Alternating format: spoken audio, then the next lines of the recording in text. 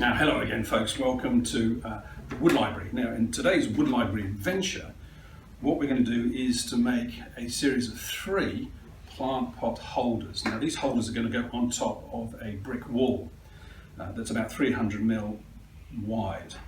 The idea being is these are fairly ugly-looking plastic pots. I want to conceal them behind a nice timber facade, and they're going to sit on a little grid I'm going to make from this 65mm untreated pine. So there's going to be a bit of a lattice work underneath. The pot will sit on top, and then these will sit on top of the lattice work. So they'll actually lift off the ground, off the surface, about 19mm, which is the thickness of this timber. So the timber sheath that's going to go round, that's going to provide the more attractive view of these pots, is actually not going to touch the wall that it's sitting on at all. So the idea being, because this is not outdoor timber, don't really want to get it too wet, don't want it sitting in water if it's rained. So I'm going to lift it off the surface. I'm also going to treat it as well, as much as I can. I worked out the price, I did a costing on the price of this.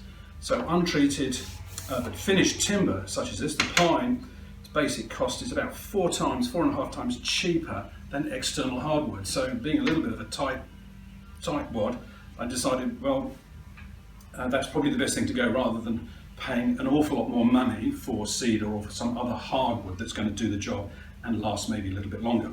So there we go. So we're going to make 3 plant pot holders. Each pot holder is going to house up to 6 of these pots, and they're going to rest on this lattice. Let's see how we go. The first thing to do is really size all the timber up.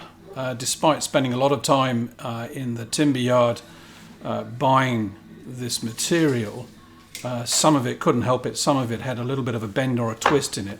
It's always the case. The timber is a little bit disappointing sometimes, so you're paying a fairly high premium price for supposed pre-prepared dressed timber, and it's not always square. So it's always a good idea to go down to the timber yard, pick it out yourself. I couldn't get all this into the car, so pick it out yourself and get the company to deliver. They charge $40, which is pretty good, pretty reasonable.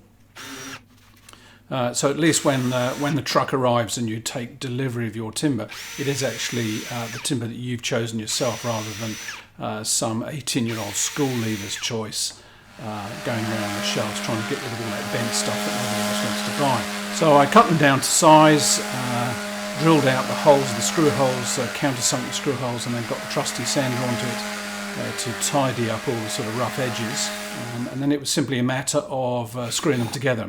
Being a little bit of a cheapskate, I'm using the sort of cheap screws that you can buy in bulk from Aldi every now and then when they have a special, and they seem to work really well. So I guess now you know the plan. We get on to the second phase, which of course is cutting up the smaller timber.